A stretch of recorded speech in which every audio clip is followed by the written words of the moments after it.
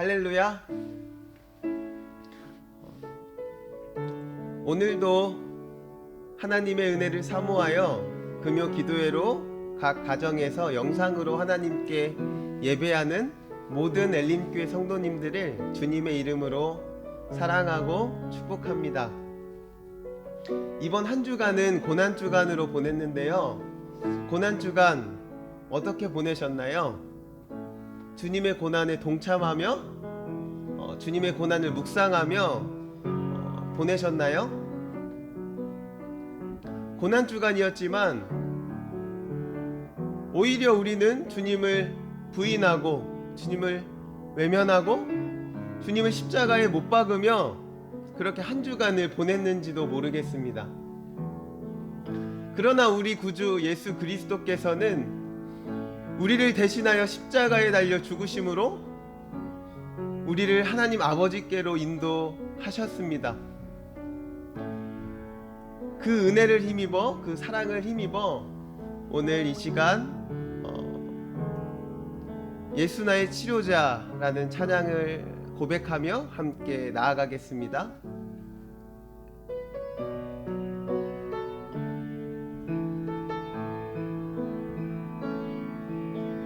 예수 나의 좋은 치료자, 그의 눈이 머무는 곳은 나의 슬픔과 고통, 고개를 들어 그의 눈을 볼 때에 난 알았네. 예수 나의 좋은 치료자, 예수 나의 좋은 치료자, 그의 손길이 닿는 곳은 나의 상처와 아픔, 영원히 흐를 것 같았던 눈물 다 멎었네. 예수 나의 치료자, 나 노래하리라. 천한 나를 돌아보신 구세주를 찬양해. 하늘 닿는 곳까지 내 손 들리라. 예수 나의 치료자, 예수 나의 치료자, 예수 나의 좋은 치료자,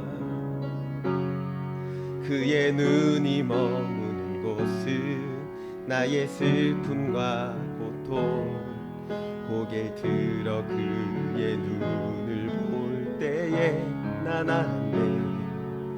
예수 나의 좋은 치료자, 예수 나의 좋은 치료자, 그의 손길이 닿는 곳은 나의 상처와 아픔, 영원히 흐를 것 같았던 눈물 다 멎었네. 예수 나의 치료자,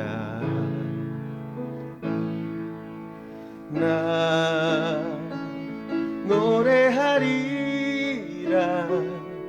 천한 나를 돌아보신 구세주를 찬양해. 하늘 닿는 곳까지 내 손 들리라. 예수 나의 치료자, 나 노래하리라. 천한 나를 돌아보신 구세주를 찬양해. 하늘 닿는 곳까지 내 손 들리라. 예수 나의 치료자. 오늘 이 시간 성금요일에 예수 그리스도의 십자가를 생각하며 주님의 그 고난과 그 갈보리를 걸어가신 그 그 걸음을 기억하며 우리가 함께 합심하여 오늘 예배를 위하여 기도하겠습니다. 사랑의 하나님 감사합니다. 주님, 오늘 이 시간 우리가 주님을 바라봅니다. 우리를 위하여 십자가에 달려 죽으시고 아버지 하나님 우리를 위하여 채찍에 맞으시고 주님 우리를 위하여 고난받으시는 아버지 하나님의 그 은혜와 주님의 그 사랑을 우리가 기억합니다. 주님, 오늘 그 은혜를 힘입어 주님 앞에 나아갑니다. 주님의 그 은혜를 기억하며 주님 앞에 나아갑니다. 주님, 오늘 이 시간 역사하여 주시옵소서. 주님을 바라봅니다. 주님 함께하여 주시옵소서. 사랑해 주님 감사합니다. 오늘 주님 앞에 나와 예배하길 원합니다. 너무나 연약하고 부족하지만 나의 힘과 나의 공로가 아닌 오직 예수 그리스도의 공로를 힘입어 주님 앞에 나아갑니다. 주님을 의지합니다. 주님 임재하여 주시옵소서. 주님 우리에게 말씀하여 주시고 우리를 품으시는 주 예수 그리스도의 십자가의 사랑을 오늘 이 시간 깊이 깨닫는 은혜가 우리 모두에게 있게 하여 주옵소서. 감사드리며 예수 그리스도의 이름으로 기도했습니다. 오늘 말씀은 마가복음 14장 66절에서 72절까지의 말씀입니다. 마가복음 14장 66절에서 72절까지의 말씀입니다. 오늘 말씀은 마가복음 14장 66절에서 72절까지의 말씀입니다. 마가복음 14장 66절에서 72절까지의 말씀입니다. 베드로는 아래 뜰에 있더니 대제사장의 비자 하나가 와서 베드로의 불잼을 보고 주목하여 가로되 너도 나사렛 예수와 함께 있었도다 하거늘 베드로가 부인하여 가로되 나는 내 말하는 것이 무엇인지 알지도 못하고 깨닫지도 못하겠노라 하며 앞들로 나갈새 비자가 그를 보고 곁에 서 있는 자들에게 다시 이르되 이 사람은 그 당이라 하되 또 부인하더라.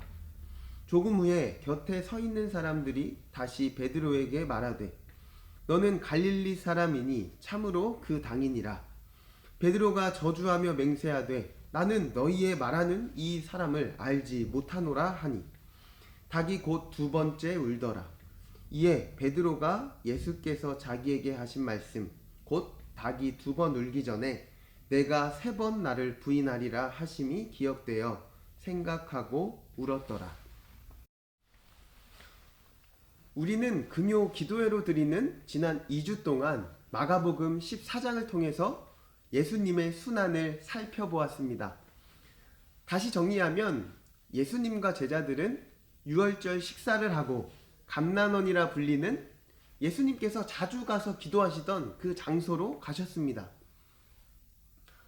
예수님께서는 유월절 식사하는 자리에서 제자들에게 자신이 바로 세상 죄를 지고 가는 하나님의 어린 양으로서 영원한 음료와 양식이 되시겠다는 그 은혜로운 약속을 주시는 자리였습니다. 예수님은 그 일이 한 제자의 배신으로부터 시작될 것이라고 말씀하십니다. 그래서 결국 모든 제자들이 예수님을 떠나 흩어질 것이라고 그 자리에서 말씀하십니다. 제자들은 자신이 그 배신자가 아니라고 한 사람씩 말하면서 그들 모두 결코 주님을 떠나지 않을 거라고 충성을 다짐합니다. 그런 분위기 속에서 마가는 매우 의도적으로 베드로의 말을 이렇게 기록하고 있습니다. 다 버릴지라도 나는 그러하지 않겠나이다. 베드로는 모든 제자와 비교해서 자신이 예수님을 가장 사랑한다고 생각하고 있는 것 같습니다. 예수님은 그렇게 자신있게 대답하는 베드로에게 이렇게 말씀하십니다. 내가 진실로 내게 이르노니 오늘 이 밤 닭이 두 번 울기 전에 내가 세 번 나를 부인하리라. 이 말을 들은 베드로는 따박따박 반론을 합니다. 성경은 이렇게 표현합니다. 베드로가 힘있게 말하되 내가 주와 함께 죽을지언정 주를 부인하지 않겠나이다. 주님이 진실로 말하자 베드로는 힘주어 말합니다. 베드로는 예수님 말씀이 틀렸다라고 말하는 거예요. 베드로는 거듭해서 예수님의 말씀이 틀렸다고 말하는 것입니다. 예수님, 저를 어떻게 보시는 겁니까? 저 베드로입니다. 모든 사람이 주님을 버려도 저는 주님을 버리지 않습니다. 다른 제자들과 저를 묶어서 생각하지 마십시오. 그리고 예수님, 오늘 밤에 3번 주님을 제가 부인한다고요? 죽으면 죽었지 저는 주님을 절대 부인하지 않을 것입니다. 주님은 제가 그 정도로밖에 보이지 않으세요? 굉장히 자신만만합니다. 마치 이런 어조로, 이런 마음으로 주님께 말씀드린 것이죠. 그날 밤 우리는 베드로가 어떻게 행동하는지를 잘 알고 있기 때문에 이렇게 말하는 베드로를 좀 뜯어 말리고 싶습니다. 예수님께서 진실로 판단하시는 말씀 앞에 두려움과 겸손함으로 반응하는 것이 마땅할 텐데, 자기 확신에 가득 차서 말하는 이 말이 자신감 있어 보이는 것이 아니라 자만하는 모습으로 비춰집니다. 성경에는 인간의 연약함과 한계를 말하는데요, 내 사전에 불가능은 없다 라는 식의 늘 이런 긍정적인 사고방식으로 말하는 많은 사람들에게서 느끼는 그 불편함이 이 베드로에게서도 느껴집니다. 더하여 베드로의 실패를 우리가 알기 때문에 그가 고백을 할수록 우리는 그 고백을 뜯어 말리고 싶습니다. 베드로가 참 어리석어 보여요. 그 입을 좀 막고 싶습니다. 베드로, 제발 지키지도 못하는 다짐을 하지 마세요. 지키지 못하면 더 부끄러워질 텐데 뭘 그렇게 고백하고 또 고백을 합니까? 그렇지 않나요? 우리는 지킬 실력도 없으면서 고백만 하는 이 베드로와 같은 사람이 되고 싶지 않아요. 그런 고백을 할수록 우리는 수치스럽고 죄책감만 느껴집니다. 어쩌면 우리들 중에도 예수님께 대단한 고백으로 마음을 다해 헌신을 결단하지만 그렇게 살지 못했던 죄책감과 부끄러움이 하나님의 말씀을 따라 살지 못했다는 그 고통과 아픔이 있는 분들이 있을 것입니다. 그래서 우리는 예배를 드리고 은혜를 받는 것이 부담스럽다는 생각이 들 때가 있어요. 은혜 받아봤자 또 넘어지고 실패할 텐데, 그리고 주님 앞에 결단해봤자 안 지키면 더 수치스러워질 텐데, 이런 반복적인 결단과 실패로 지쳐있는 분이 계시다면 그런 베드로를 보시는 예수님을 오늘 이 시간 만나시기를 간절히 기도합니다. 마가복음 14장 27절에서 31절 함께 읽겠습니다. 예수께서 제자들에게 이르시되 너희가 다 나를 버리리라.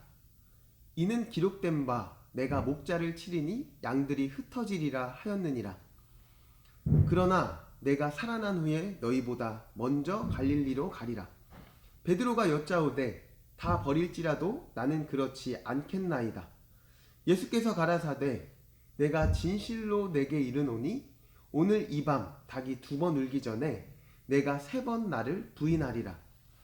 베드로가 힘있게 말하되 내가 주와 함께 죽을지언정 주를 부인하지 않겠나이다 하고 모든 제자도 이와 같이 말하니라. 목자를 치면 양이 흩어지리라는 이 예수님의 말씀에 저는 목자를 쳐도 흩어지는 양이 아닙니다. 다 주를 버릴지라도 저는 주님을 혼자 두고 도망치지 않겠습니다. 라는 이 베드로의 고백에 예수님께서 화를 내신 걸까요? 그래서 어쭈 네가 하나님의 말씀을 벗어나는 존재라고? 내가 오늘 밤에 너의 자신감을 확실하게 찍어 눌러주겠다. 너는 오늘 밤 닭이 2번 울기 전에 3번 나를 부인하게 될 거야. 라는 이런 어조로 이 말씀을 하신 걸까요? 예수님도 베드로의 지키지 못할 약속을 역겨워 하시는 걸까요? 그래서 더 큰 실패로, 반복된 실패로 내가 너의 그 길을 꺾어주겠다, 그 자만을 무너지게 하겠다는 말씀일까요? 예수님이 지키지 못할 그 고백을 정말 그렇게 싫어하는 분이실까요? 저는 예수님이 베드로와 그 고백을, 그 진심을 그렇게 보지 않으셨다고 생각합니다. 오히려 그 반대로 더욱 측은히 여기셨을 거라고 생각합니다. 겟세마네 동산에서 베드로의 고백은 무너지기 시작합니다.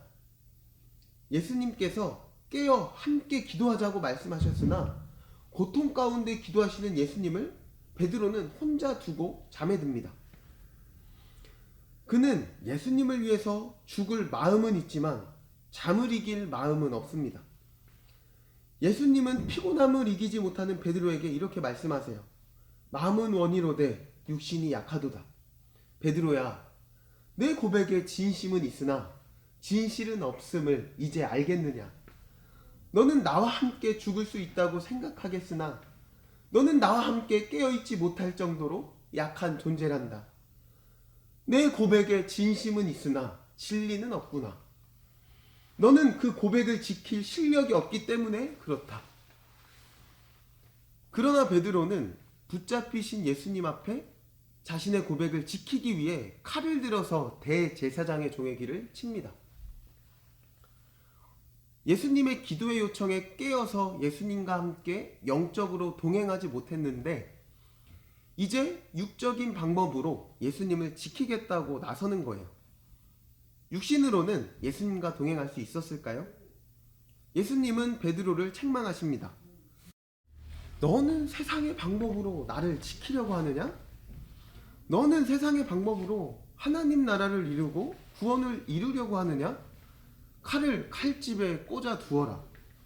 나는 너의 방식을 거절한다. 베드로는 기도의 자리에서 영적으로 예수님과 동행하는 데 실패했습니다. 이제 인간적인 그 육체적인 방법으로 예수님과 동행하려는 그 마음도 예수님께 거절당합니다. 그러자 예수님을 또 혼자 두고 도망칩니다. 그런데요, 그래도 베드로는 정말 예수님을 사랑하는 사람이에요. 이걸 놓치면 안 됩니다. 그래도 베드로는 어떻게 말하면 이 베드로는 정말 의리 있는 사람이에요. 이것을 놓치면 안 됩니다. 자신의 그 고백을 어떻게든 그날 밤 지켜보려고 합니다. 영적으로 동행하는데 실패했고 자신의 방법으로 예수님과 동행하는데 분명히 실패했잖아요. 그런데도 베드로는 끝까지 예수님을 버리고 도망치지 않으려고 해요. 그날 밤에 베드로는 예수님께 가까이 나아갑니다. 가까이 나아가되 베드로는 예수님께서 고난받고 계시는 대제사장의 뜰까지 들어갑니다. 더 큰 실패를 하지 않으려면, 그가 배신하지 않으려면 애초에 예수님께 가까이 나아가면 안 돼요. 아예 고백도 다짐도 하지 않았다면 거기까지 그분을 쫓지도 않으면 실패도 안 할 거예요. 그래도 베드로는 예수님을 사랑했기 때문에 예수님께 가까이 나아갑니다. 차라리 가까이 나아가지 않았으면 이런 수치스러운 일도 없었을 텐데 베드로는 예수님을 사랑했기 때문에 가까이 나아가요. 차라리 가까이 안 나아갔다면 이런 죄책감이라도 좀 완화시킬 수 있었을 텐데 괜히 가까이 나아가서 더 큰 실패를 경험하는 것입니다. 우리는 그날 밤에 베드로가 어떤 고백을 했는지 다 압니다. 그것도 증인의 효력이 없는 여종의 증언에 베드로는 속절없이 예수님을 부인하기 시작해요. 너는 갈릴리 사람이니 참으로 그 당이라. 사람들이 베드로를 향해 너는 분명히 예수님과 한편이야 라는 그 말에 베드로의 그 대답은 우리의 마음을 너무나 아프게 하고 너무나 슬프게 합니다. 71절입니다. 베드로가 저주하며 맹세하되 나는 너희의 말하는 이 사람을 알지 못하노라 하니. 예수님을 부인하는 이 베드로의 고백은 오늘날 우리를 통해서도 똑같이 고백되어지고 있습니다. 너 그리스도인이잖아. 너 예수님의 피값으로 산 하나님의 백성이잖아. 너 하나님께 내 인생 드린다고 진심으로 결단하고 고백했잖아. 마음에서 울리는 이 소리를 우리는 외면하고 또다시 예수님을 부인하고 또 예수님을 부인하고 또 예수님을 십자가에 못 박고 예수님 얼굴에 침 뱉고 그분을 채찍으로 때리고 또 십자가에 못 박는 일들을 우리는 얼마나 많이 행하며 사는지 모릅니다. 우리와 같이 예수님을 진심으로 사랑했고 진심으로 그분을 혼자 두지 않겠노라고 내가 죽을지언정 끝까지 그분을 따르겠다고 고백했던 베드로도 결국 예수님의 면전 앞에서 저주 맹세하며 나는 너희가 말하는 이 사람을 알지 못하노라 라고 말합니다. 내게 주어진 십자가를 져야 할 때 중요한 그 순간 떠오르는 그 주님의 얼굴을 외면하는 우리의 모습과 그 십자가를 외면하는 우리의 모습과 이 베드로의 모습이 너무나 똑같습니다. 그 순간 예수님의 말씀대로 닭이 2번 울었고 베드로는 잊고 있었던 예수님의 말씀을 기억합니다. 72절입니다. 닭이 곧 2번째 울더라. 이에 베드로가 예수께서 자기에게 하신 말씀 곧 닭이 2번 울기 전에 내가 3번 나를 부인하리라 하심이 기억되어 생각하고 울었더라. 베드로는 예수님께서 자기에게 하신 말씀 곧 닭이 2번 울기 전에 내가 나를 3번 부인하리라 라는 이 말씀이 기억나서 무슨 생각을 하고 울었더라 라고 성경은 말합니다. 그 생각은 아마도 그때 나의 진심을 다한 그 고백을 결국 나는 지키지 못했고 결국 내가 사랑하는 예수님을 내가 부인했다는 그 사실에 너무나 가슴이 아파서 울었을 것입니다. 그냥 눈물이 하염없이 흐르는 거예요.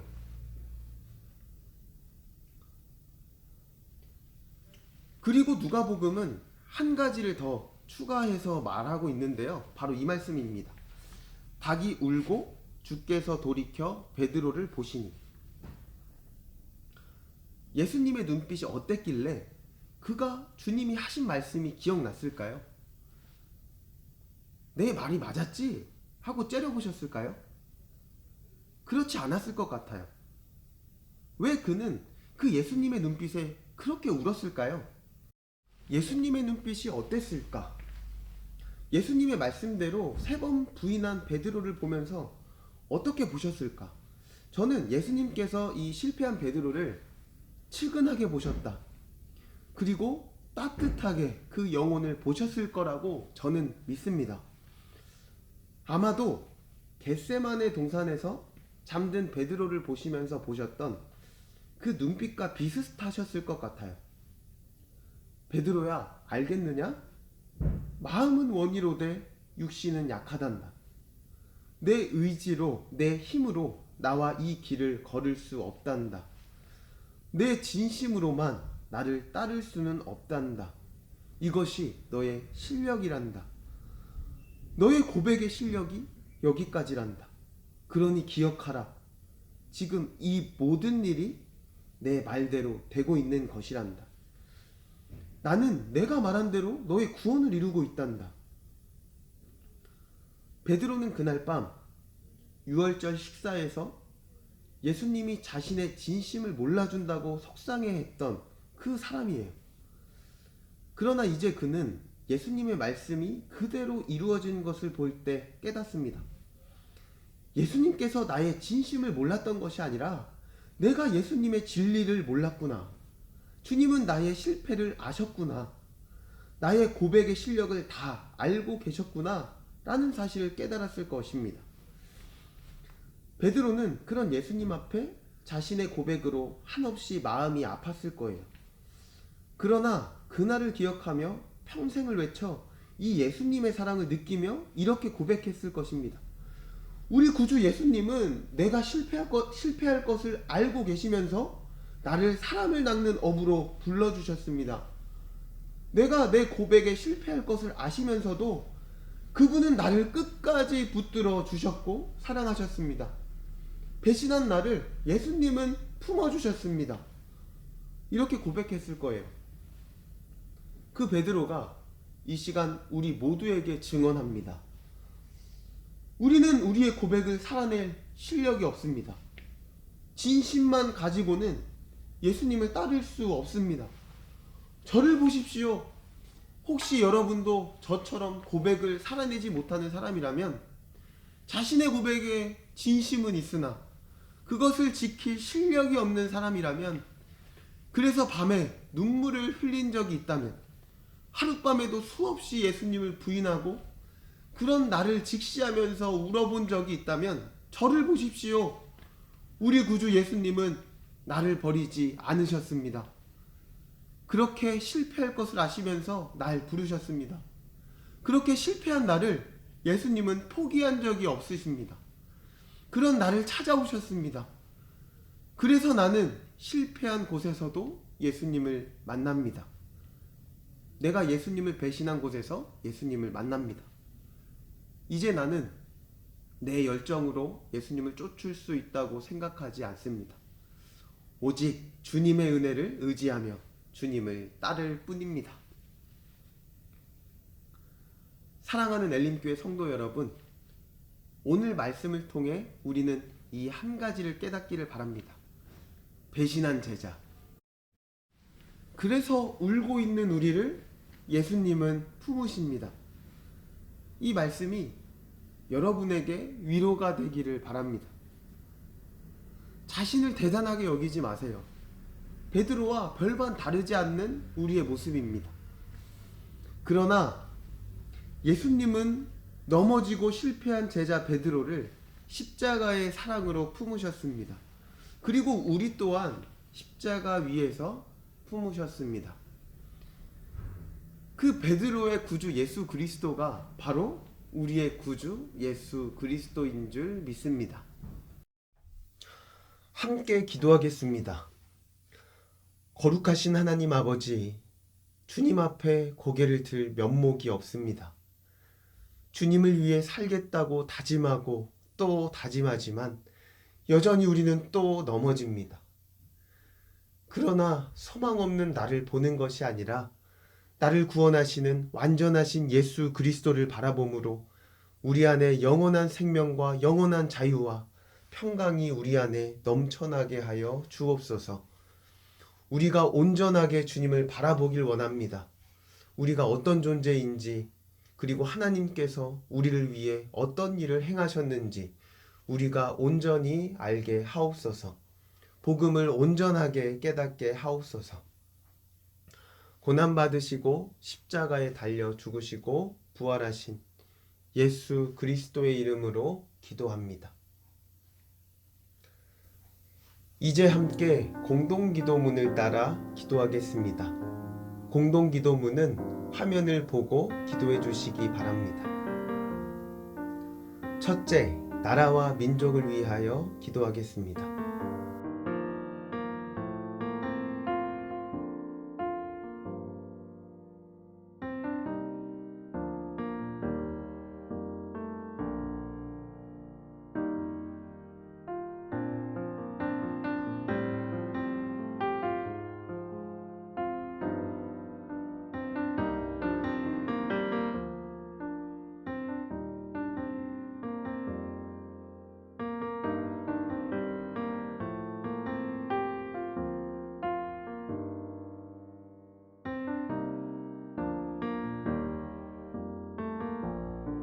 둘째, 한국교회를 위하여 기도하겠습니다.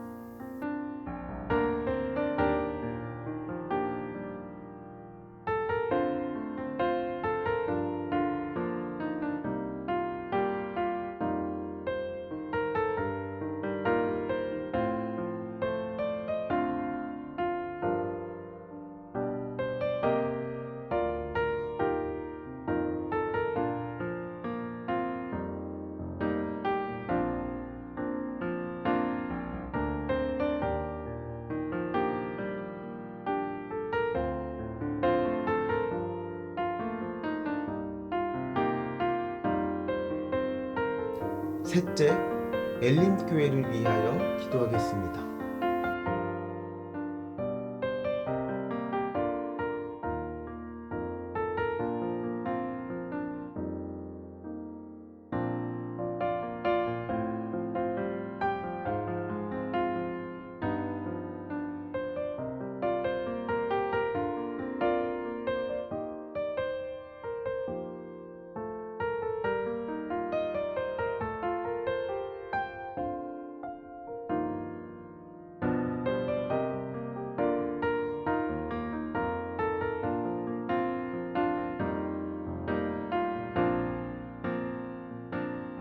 그가 찔림은 우리의 허물 때문이요 그가 상함은 우리의 죄악 때문이라.